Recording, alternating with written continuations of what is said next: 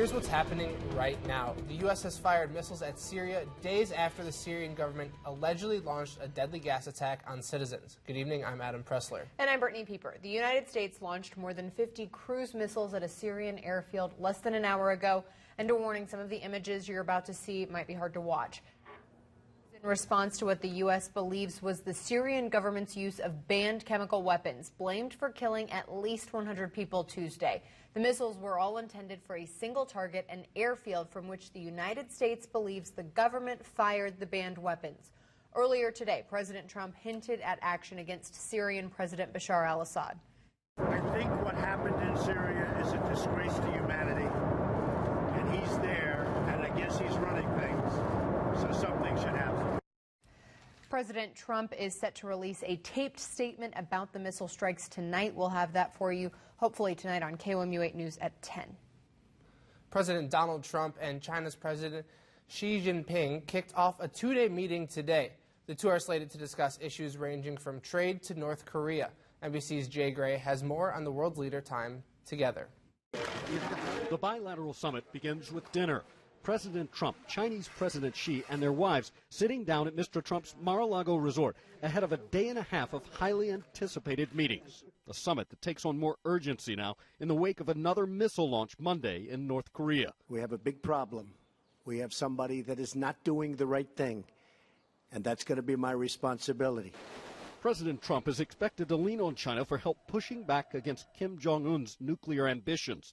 The leaders are also expected to discuss trade, a hot-button issue for candidate Trump during his campaign for the White House. We can't continue to allow China to rape our country.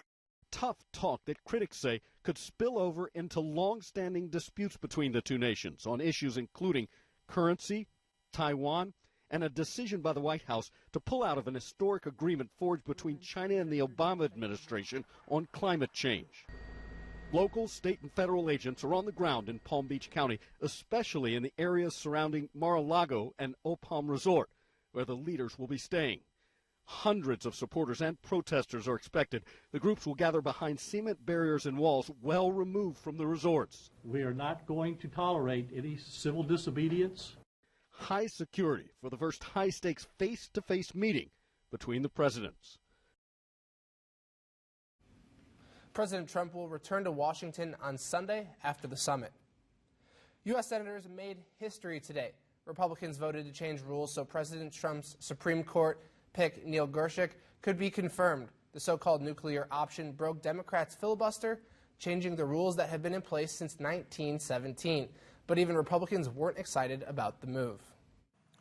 So though I'm extremely pleased that we'll confirm such an exceptional nominee to the Supreme Court in the next day or so, I'm of course disappointed with what we were forced to do to get it done. The final vote on Gorsuch's nomination is expected to take place tomorrow.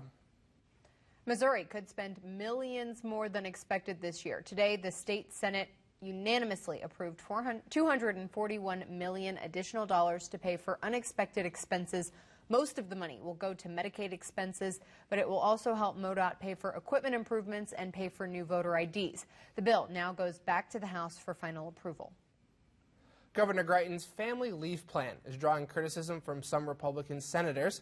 Today, Senator Rob Schaaf said the executive order that allows executive branch employees to get paid leave is unconstitutional, and other Republicans have also criticized the governor, saying he's overstepping his authority. The family leave plan is expected to cost the state more than $1 million. A Warrensburg man has come forward saying that he wants to take Claire McCaskill's Senate seat. Tony Montetti is a retired Air Force pilot, business owner, and assistant dean at the University of Central Missouri. He says he plans to seek the Republican nomination for the seat, and Montetti says that he's officially filed in the race for February. Columbia's Boone Hospital Center is up for grabs, and it's up to the Board of Trustees to decide who will take ownership of the lease. For almost 3 decades, Boone Hospital Center has been under the umbrella of Barnes Jewish Christian Hospital, but that could soon change. KOMU8's Shalita Norwood's live at the hospital with details on the options the board has in front of it. The board hired a healthcare consultant to choose among 5 options for the future of Boone Health Center. The options include staying with Barnes, entering a joint venture lease with 2 different healthcare systems in Tennessee and North Carolina, partnering with MU Healthcare here in Columbia, entering a new lease with St. Luke's Health System in Kansas City, or it could run Boone's Hospital Center independently. The board's attorney says hospitals need public input to help the trustees make the right decision. The big challenge is to keeping in mind there's probably going to be a long-term collaboration with someone. The attorney says the board trustees will make their final decision in the summer. Reporting live in Columbia, Shalita Norwood, KMU 8 News. A Columbia-based Islamic charity was sentenced today after federal government detained it and was claiming it was a global terrorist operation and transferred more than $1 million to Iraq. The Islamic American Relief Agency divested itself of all of its funds and property, according to the U.S. Attorney's Office. As part of a plea agreement, the organization transferred all of its assets, which include more than a dozen bank accounts and real estate in Boone County, to an unrelated charity. A Missouri sheriff is back on the job tonight after being released on bond following his arrest Wednesday. Mississippi County Sheriff Corey Hutchison was arrested, accused of handcuffing a 77-year-old woman with so much force she suffered a heart attack. Officials say he will remain in charge unless Attorney General Josh Hawley successfully petitions a court to remove him. Columbia's Central neighborhood is asking for change. Community leaders and residents met today to talk about how they can fix problems in the heart of Columbia. KMU 8's Lauren Peterson is in the newsroom with what changes neighbors want to see. Some of the main issues residents brought up were community policing, safety, and just building relationships in the neighborhood. But Nakia Belcher also wants to make sure there are resources for business owners and people getting out of prison. Belcher is a small business owner. She says she wants to make sure people trying to get jobs in her neighborhood, including felons, have community support. I think there should be more outlets for them as far as education and systems where they can basically come back and be successful. Steps to helping them or rehabilitation programs will help as well.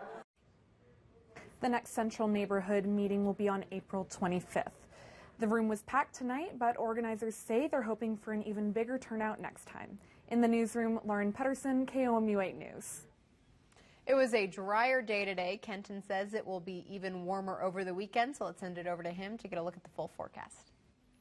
Brittany, thank you very much, and good evening, everyone. Let's start off tonight with our drought monitor. Comes out every single Thursday, like I show it to you. You can see a lot of the United States not under a drought at this point, and we are doing much better. And this doesn't even include the rain that we saw over the past 48 hours. Everything from about Tuesday evening into Wednesday, about an inch of rain for a lot of us in mid-Missouri, not included because this is as of ground conditions on Tuesday afternoon.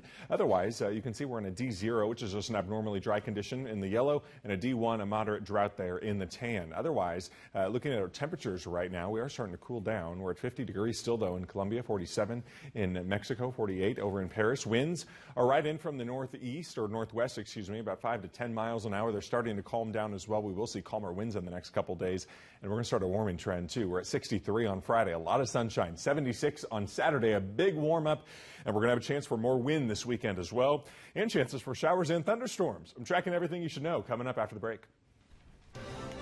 After the break, how you could impact some of the regulations that govern your roads.